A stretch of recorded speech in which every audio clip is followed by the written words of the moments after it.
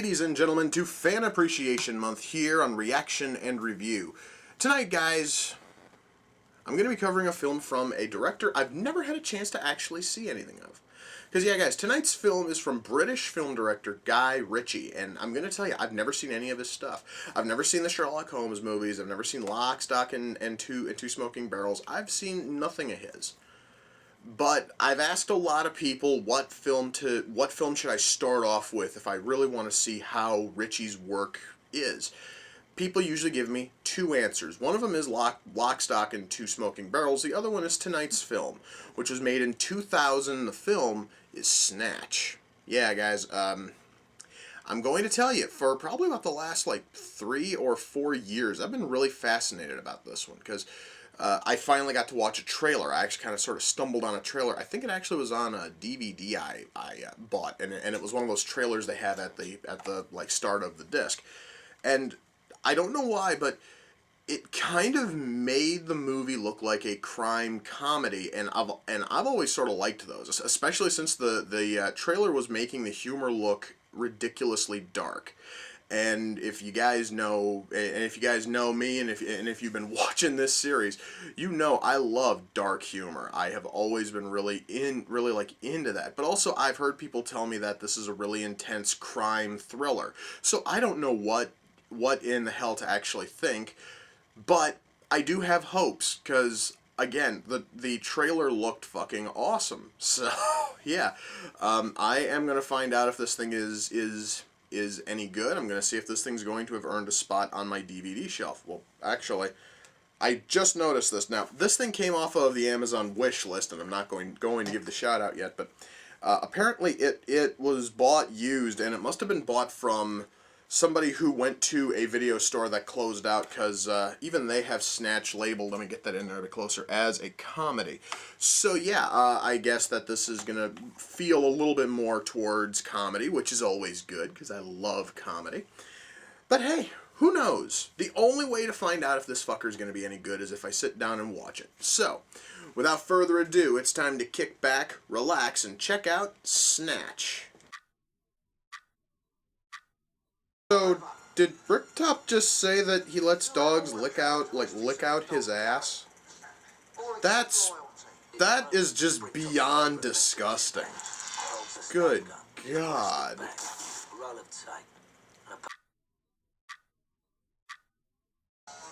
Wow.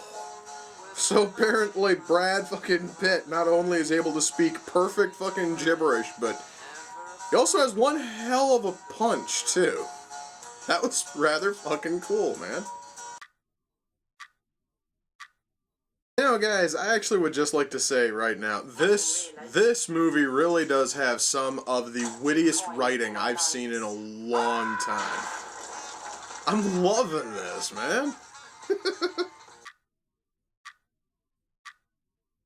So, pigs are willing to eat bone.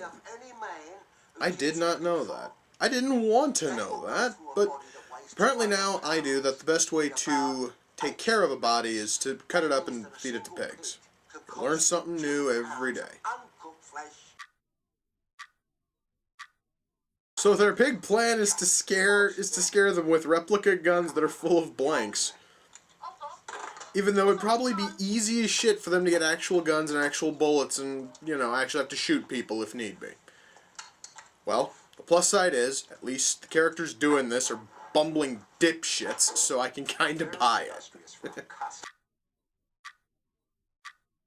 Wait a minute, wait. So, not only did they buy replica guns, but they bought them where it says replica right on the goddamn gun and they didn't file it off? Well, again, retards. I'm not even, no, these fucking idiots are just way too bumbling, I guess, to actually think about something like that, but fucking A, it's still really goddamn funny. Well, guys, you know what? So far, I can easily say that this movie's getting everything right, including this, boxing scene. I mean, hell no, this actually is looking really fucking vicious. That is fantastic. Well, folks, that is Snatch. Alright, let me shut off the movie now. Oh, man. That ending, just... Wow, that ending was cool. Okay, where to even start? Well, I think best place to start would be the writing, because I should mention again, this was my very first time watching anything directed or written by Guy, Ritchie, and I think the best way to, sum up at least Snatch, for those of you who've never had a chance to see it, I want you to imagine if Quentin Tarantino were suddenly ridiculously British and wanted to write a film set in England. That's really kind of the best way to put it. So, I mean, because this thing really does feel a lot like a film like, say, Pulp... Okay, let's take, like, Pulp Fiction as a really good example, because Pulp Fiction has, like, tons and tons of different, like, story, like, threads, and all of them very, very neatly tie fucking together. However, Pulp Fiction is also told way out of order for reasons that I still have never fully understood. This thing's essentially... This thing's a little bit like Pulp Fiction in terms of just the tons of characters and storylines and what have you, except everything's told in proper order, so that way it all makes total sense the first time through. The writing is also ridiculously sharp, and the dialogue is just really fast-paced, and that actually makes everything in here, the action, the drama, the comedy, all of it, just flow beautifully. This movie is probably one of the best written things I've seen in a long time. The acting, well, the acting was going to be great because we had an all-star cast here, guys. I'm talking, we had Brad Pitt, we had Jason Statham, we had Vinnie Jones. I'm actually just reading a couple of the names off here. And every one of these guys knows how to act, and they've shown that in the past. So when you take all of them and you put them all in the same movie together, guys, that is a recipe for awesome. This movie basically was lightning in a fucking bottle. There's no way in hell. There's no way that anybody could ever attempt to make a film like this again and make it this good. Because hell, guys, like, the writing's good, acting was great, music. I would like to touch on the soundtrack a little bit. The soundtrack in this film is at least to some, it would be seen as a really mixed bag, because you have everything from hard rock to techno to 80s fucking pop, but all of it flows and meshes so well. However, I am one of those people who has a very broad taste in music, so I basically was able to listen to every last piece of music in here and go, all of this is fucking awesome. So, I mean, that actually is sort of the case with, me, and that actually is probably going to vary from person to person. It all sort of depends on if music's a big deal with you in movies. I'm trying to think if there's any real negatives. Well, I really cannot think of any. Well, there is one. This is something that might have helped a little bit, and it's the big joke is the Pikeys, or the Gypsies, all speak in this mangled mixture of fucking English and fucking Irish, and you can barely understand what any of them are saying. Subtitles on them would have really helped, and that actually can be easily fixed on the DVD. You just gotta turn on the fucking subtitles and get everybody. But still, I really think that it would have been nice if the Pikeys and their, random form of gibberish would have been translated for people who don't really want to have to rewind and listen to the same scene 5, 6, 7 times. And I didn't do that. I actually was trying to catch most of it on the first pass. I caught maybe about half of it. So perhaps maybe on my second viewing or my third viewing, I actually will be able to fully understand exactly what in the hell Brad fucking Pitt and his family of gypsies were all trying to say. But hey, that actually is sort of the thing. I can totally see myself watching this again real fucking soon. So yeah, I will probably try to figure out a little bit more of the pikey language as I continue to watch this. Beyond that, the one thing, and once more this sort of ties into writing, is I never really thought they would be able to take that many like story like threads and tie all of them together so nicely. Because I actually mentioned like Pulp Fiction earlier, and that one there, it, had like tons of different like stories, and a lot of them just barely tied in.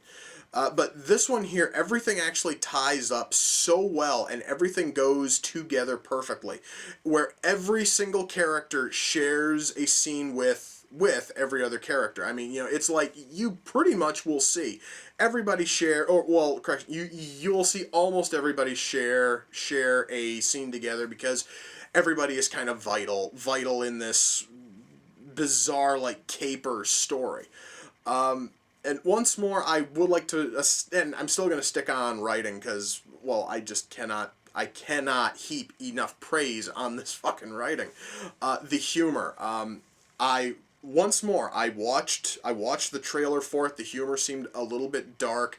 And yes, this thing really does delve into some dark humor. However, it's really good dark humor, if that makes any, because, once more, that's actually something that is not going to appeal to everybody, is really dark humor. But I actually find like black fucking comedy to be just awesome. I love it. And this film is heaping with it. And plus, it also has just tons of just really witty dialogue, which is going to make you laugh. And this probably is going to sound, like a knock against the movie, but it really isn't. My favorite character was the fucking dog. That dog was awesome.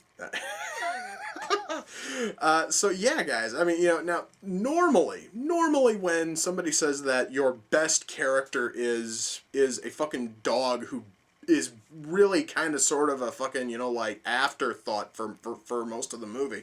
When you say that he is, well, I'm not even sure if the dog's a he or a she. When it is your best character, that's usually seen as a bad thing. However, every other character has tons and tons of depth, and you actually are going to care about every single character here because all of them are built perfectly. And after watching this, I am really tempted to go out and find more of Guy Ritchie's movies. I really am curious now to check out Sherlock Holmes and to check out Lock, Stock, and Two Smoking Barrels. I really want to see these now. Why? Well, because he showed me that he can make some fantastic stuff. Now, so yeah, guys, if the mountain of praise is not fucking enough, yes, I highly recommend this. If you guys can find a copy of this thing anywhere, pick it up, rent it, download it. I don't fucking care. You have to watch this. Snatch is probably one of the best caper like comedy films I've seen in ages, man. I mean, there is almost nothing wrong with it. The pacing, okay guys, acting, writing, pacing, soundtrack, all of it, fantastic. This thing is probably going to be one of the best films I've watched this year. I absolutely loved it. Now, before I happen to go, since this is Fan Appreciation Month, obviously, this came off the Amazon wish list. And the person who sent it in was my friend Kari. You can find her YouTube channel, as always, at KariOkami44. By all means, guys, swing on over there and take a look, actually, at her stuff. And now, guys, the next episode. The next episode is not going to be the Thursday episode you guys are probably expecting. No. Next episode's going to be on Wednesday, because it's the 1-year anniversary special, where I finally do what a lot of you guys have been asking me to do. I'm gonna watch Suburban Nights. Oh boy. I just felt a chill go down my spine just saying that, but yeah, next episode it's gonna be me and Suburban Nights. May God have mercy on my fucking soul. So, until next time, ladies and gentlemen, take care, and I will see you all in the near future. Peace.